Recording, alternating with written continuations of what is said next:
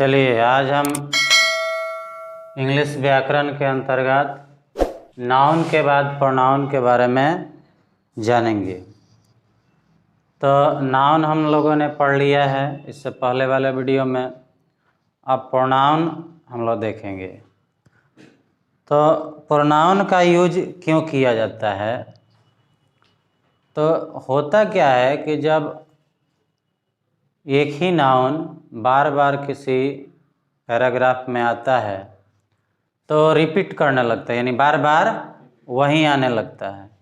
तो इसलिए उसके बदले में हम प्रोनाउन का यूज करते हैं। किसका यूज करते हैं? प्रोनाउन का।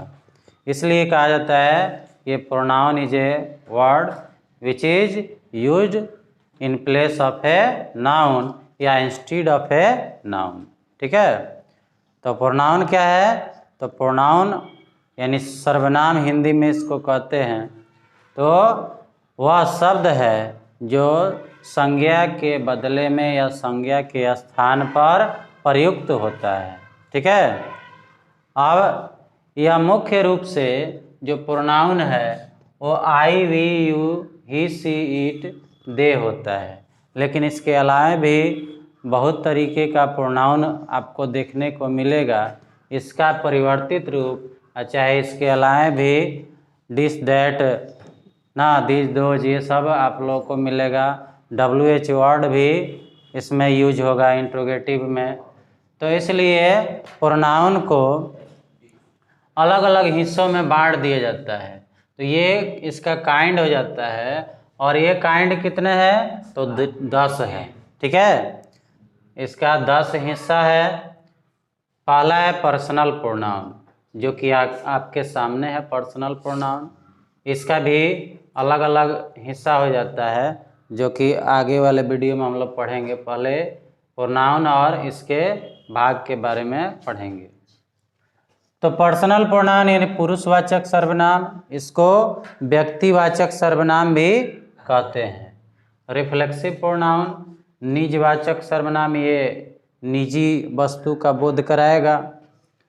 और पर्सनल प्रोनाउन जो है वो पर्सनल यानी व्यक्तिगत सर्वनाम का बोध कराएगा।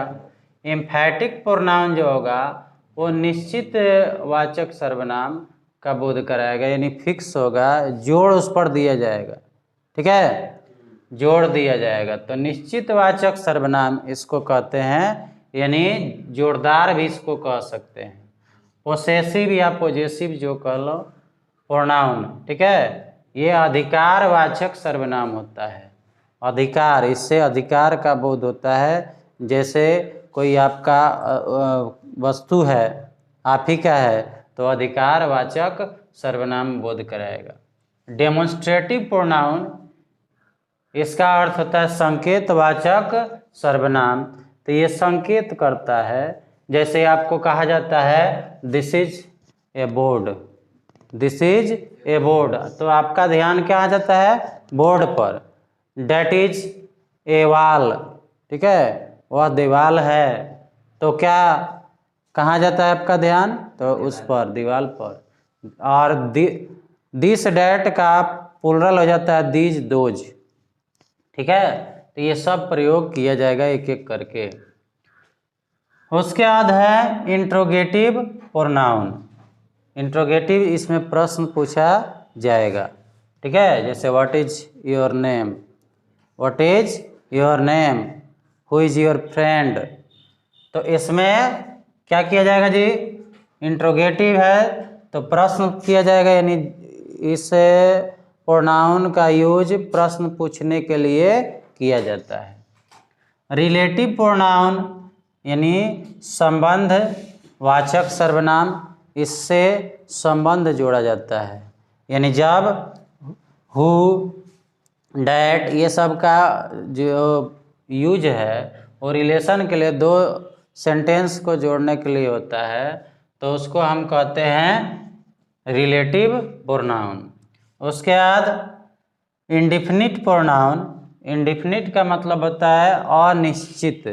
अनिश्चित मतलब कोई फिक्सेशन नहीं। जैसे कह दिया गेट के बाहर कोई है, कहता है कि कोई आया है। क्या है? कोई आया है। तो आप ये नहीं ना कहते कि कौन आया है, या आप कुछ खा लीजिए ना, या ईट समथिंग, या एनीबॉडी ना has come outside the door, यानी दरवाजे के बाहर कोई आया है।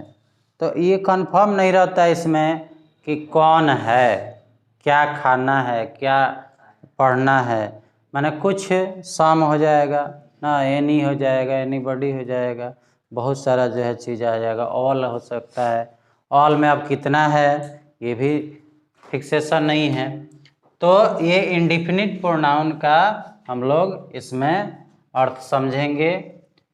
डिस्ट्रीब्यूटिव प्रोनाउन, इसमें डिस्ट्रीब्यूट किया जाता है, यानी कहने का मतलब है कि अलग अलगाव का बोध्य होता है।